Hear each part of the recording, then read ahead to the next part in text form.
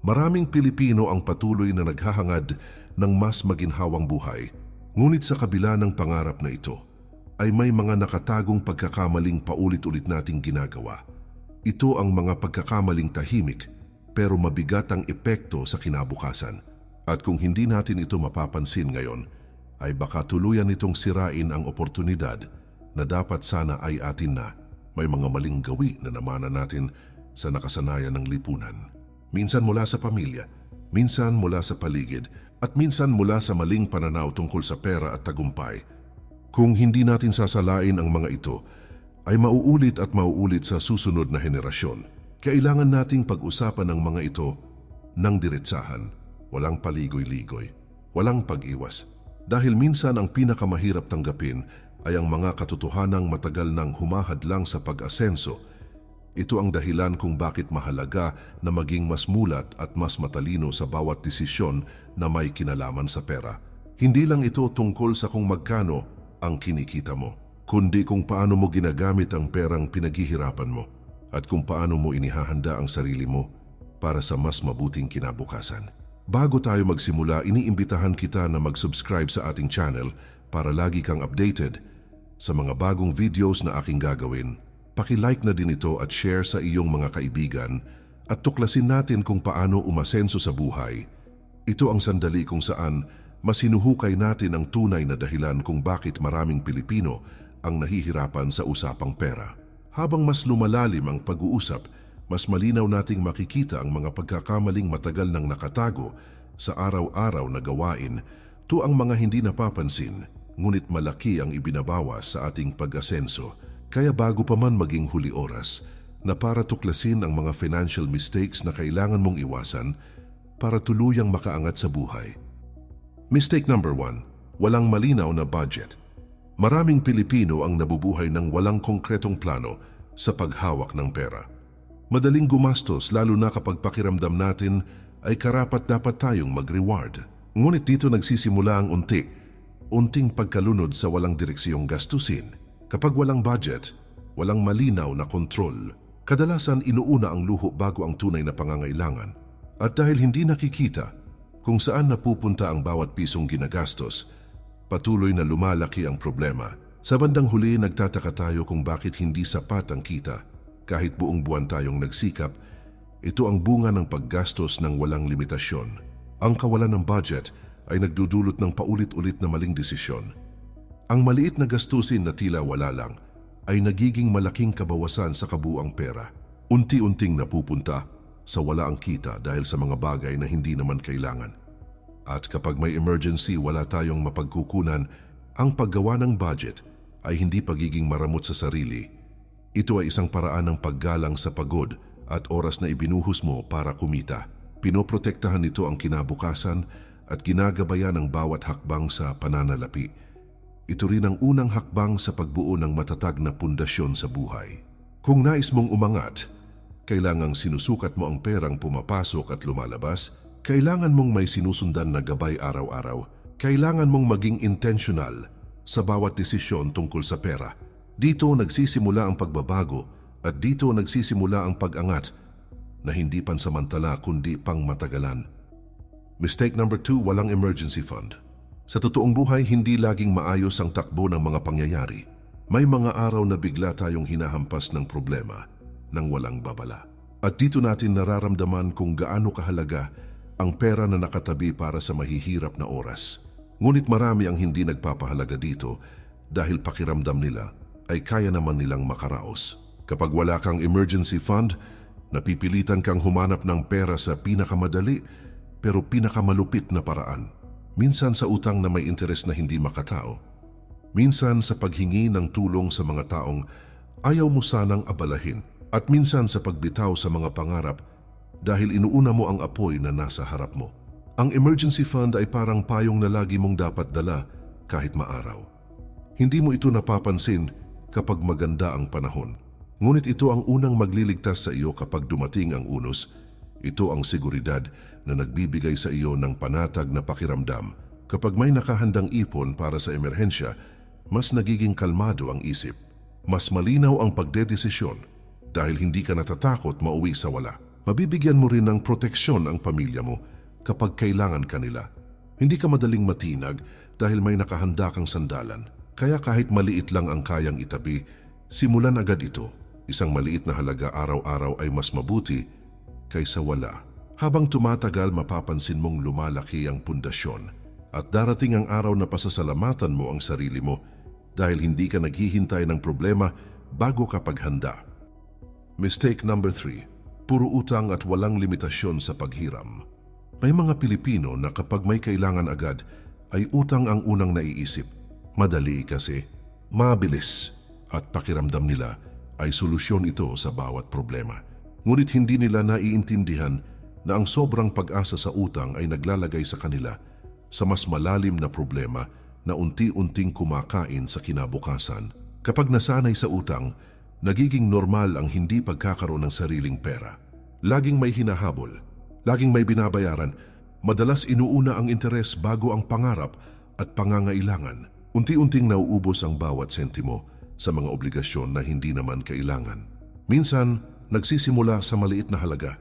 Tipong kaya namang bayaran ng buo pero dahil sa kaginhawaan ay inuulit-ulit ang paghiram hanggang sa lumalaki ito nang hindi mo namamalayan. At bago mo tuluyang mapansin, mas malaki na ang utang kaysa sa kabuuang kinikita mo kada buwan. Ito rin ang dahilan kung bakit maraming Pilipino ang hindi nakakaipon kahit maayos ang kita. Ang sobrang paghiram ay hindi lang problema sa pera. Problema rin ito sa emosyon at isip.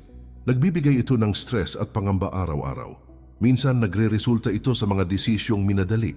Dahil gusto mo lang makatakas sa bigat ng sitwasyon, mas nagiging mahirap ang bawat hakbang sa buhay kapag laging may utang na dinadala sa isip. Ang tamang gawin ay magtakda ng malinaw na limitasyon sa paghiram. Umiwas sa utang kung hindi naman kritikal ang pangangailangan. Unahin ang pagbayad sa mga obligasyon bago magdagdag ng panibago. Pag-aralan kung paano gagamitin ang pera para mas malaki ang maitatabi. Kapag natutunan mong pamahalaan ang utang ng maayos, mas madali kang makakaangat sa tunay na progreso at hindi ka basta madadala ng sitwasyon. Mistake number 4.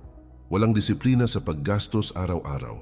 Maraming Pilipino ang nahihirapan dahil walang malinaw na disiplina sa pang-araw-araw na gastusin. Madalas gumagastos nang hindi iniisip ang kabuuang budget o long-term goal. Ang maliit na bili araw-araw na iniisip na walang epekto ay unti-unting nagiging malaking problema.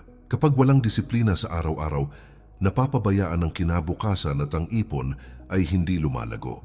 Minsan natutokso tayo sa mga sale, promo o gadgets na hindi naman kailangan.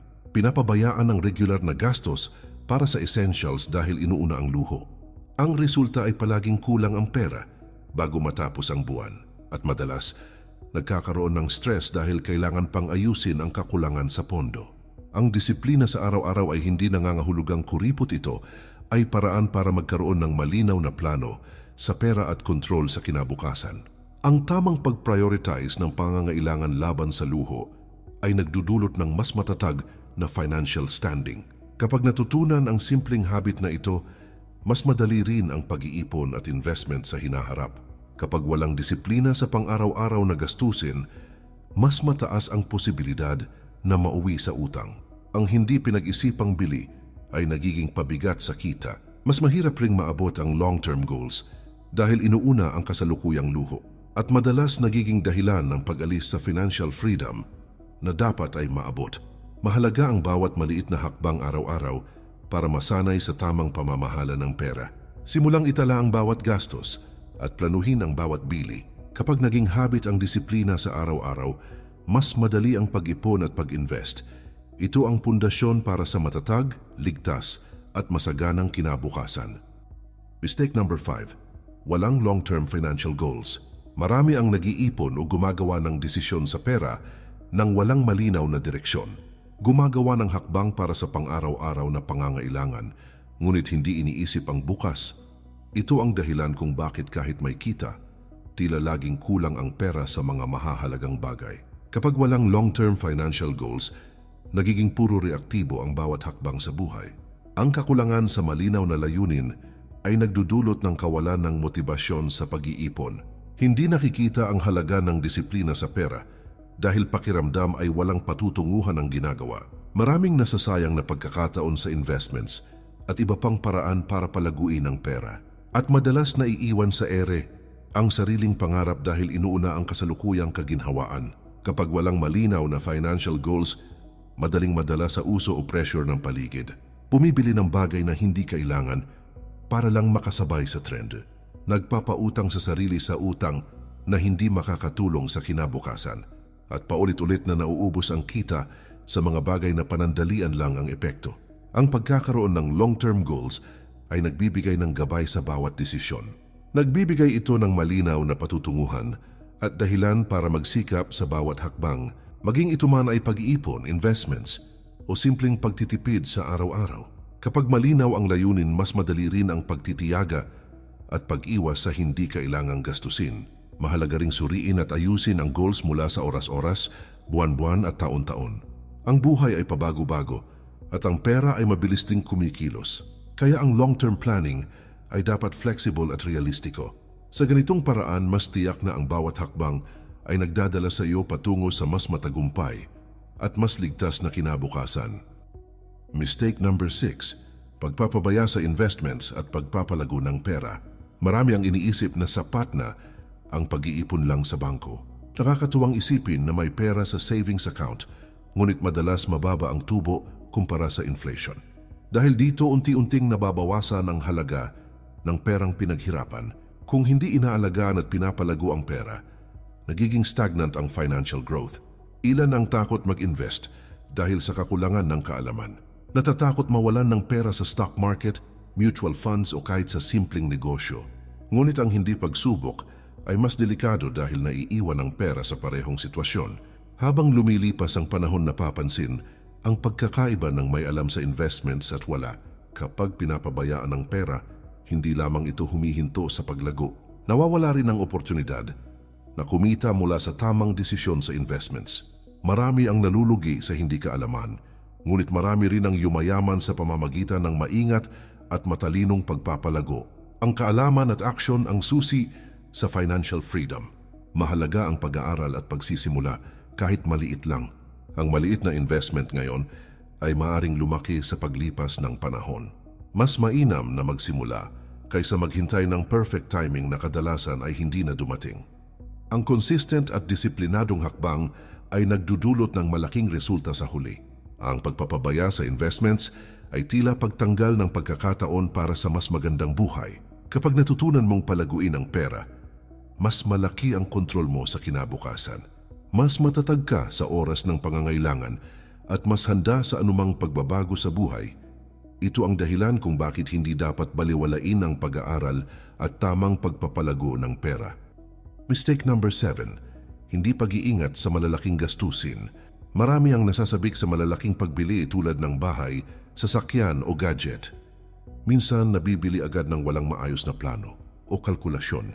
Dahil dito, ang pera na dapat sana ay magagamit sa mas mahahalagang bagay ay nauubos sa mabilisang desisyon. Kapag hindi nag-iingat sa malalaking gastusin, madaling masayang ang pinaghirapan mong pera. Ilan ang hindi tumitingin sa long-term effect ng malalaking pagbili. Pinapabayaan ang buwanang budget dahil sa excitement sa bagong ari-arian. Minsan pati ang emergency fund ay nauubos para lang mabili ang gusto at sa huli nagiging pabigat sa bulsa at nagdudulot ng stress. Kapag walang plano sa malalaking gastusin, mas mataas ang posibilidad ng pagkakautang. Nababawasan ang freedom sa pera dahil kailangan itong bayaran ng installment o loan. Hindi mo rin nararamdaman ang security na dapat dala ng maayos na pamumuhunan sa sarili at pamilya. Unti-unti, nagiging dahilan ito ng financial strain na maiiwasan sana. Mahalaga ang tamang pagplano bago gumawa ng malalaking desisyon sa pera. Dapat ay may malinaw na budget at alam ang epekto sa pang-araw-araw na pamumuhay. Isalang-alang ang ibang pangangailangan at siguraduhing hindi nauubos ang ipon o emergency fund.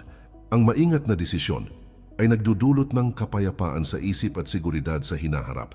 Kapag natutunan mong timbangin ang malalaking gastusin, mas madali kang makakaipon, makaka-invest at makakaabot sa long-term goals. Mas nagiging kontrolado ang buhay sa pera at mas handa sa mga hindi inaasahang pangyayari. Ito ang hakbang para mas maging responsable at matalino sa pananalapi. Ang disiplina sa malalaking gastusin ay susi sa tunay na financial freedom. Mistake number 8. Pagpapabaya sa edukasyon sa pananalapi.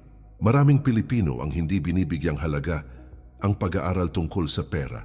Pakiramdam nila sapat na ang karanasan sa araw-araw para malaman kung paano maghawak ng pera. Ngunit sa realidad, maraming pagkakamali ang maiiwasan kung may sapat na kaalaman. Kapag hindi pinag-aaralan ng financial literacy, patuloy ang paulit-ulit na maling desisyon sa pera, ilan ang natututo lamang sa kanilang pagkakamali at nagbabayad ng presyo sa halip na maiwasan ito. Hindi nakikita ang kahalagahan ng simpleng kaalaman sa budgeting, investments at pag-iipon. Ang resulta ay laging nauubos ang pera, napapalala ang utang, at napapabayaan ang mga pangarap. Ito rin ang dahilan kung bakit maraming Pilipino ang natatagalan o hindi umaangat sa buhay. Ang edukasyon sa pananalapi ay nagbibigay ng gabay sa bawat hakbang. Natututo ang bawat isa kung paano magplano, mag-invest, at protektahan ang sarili sa hindi inaasahang pangyayari. Pas nagiging malinaw ang direksyon sa buhay kapag alam ang tamang hakbang sa pera. Ito ang pundasyon ng matatag at sustainable na financial future. Kapag sinimulan mo ang pag-aaral sa tamang financial practices, mas madali kang makakaiwas sa pagkakamali. Mas magkakaroon ka ng confidence sa pagdedesisyon sa pera. Mas maiiwasan ng stress at pangamba na dala ng kawalan ng plano o kaalaman. Ang bawat aral na natutunan ay hakbang patungo sa mas malayang kinabukasan. Kaya mahalaga na huwag hintayin ang problema bago matutunan ang tamang paraan sa pera. Maglaan ng oras upang matutunan ang investments, budgeting at pag-iwas sa utang. Ang edukasyon sa pananalapi ay hindi luho kundi pangangailangan. Sa pamamagitan nito, mas may kontrol ka sa buhay, mas handa sa hinaharap, at mas malaki ang tsansa mong umasenso. Alam mo ba na karamihan sa ating mga pagkakamali sa pera ay paulit-ulit lang? Kung minsan ginagawa natin ang parehong mali dahil hindi natin nakikita ang kabuwang epekto nito sa kinabukasan. Ngunit ngayon may pagkakataon ka na baguhin ang paraan mo sa paghawak ng pera. Hindi pa huli ang lahat para matutunan ang tamang disiplina at tamang desisyon sa pananalapi. Ang buhay ay puno ng oportunidad, ngunit kailangan mo ring maging handa sa bawat hakbang. Kapag alam mo kung paano iwasan ang mga karaniwang financial mistakes ng mga Pilipino, mas malaki ang tsansa mong umasenso. Hindi ito tungkol sa kung magkano ang kinikita mo, kundi kung paano mo pinapahalagahan at pinapalago ang bawat sentimo. Kapag natutunan mong magplano, mag-ipon at mag-invest ng maayos, mas kontrolado ang kinabukasan mo. Bawat mali na iniiwasan mo ay hakbang patungo sa mas matatag at mas maginhawang buhay. Ang disiplina, kaalaman at tamang mindset sa pera ang susi upang tuluyan kang umangat. Hindi sapat na basta kumikita.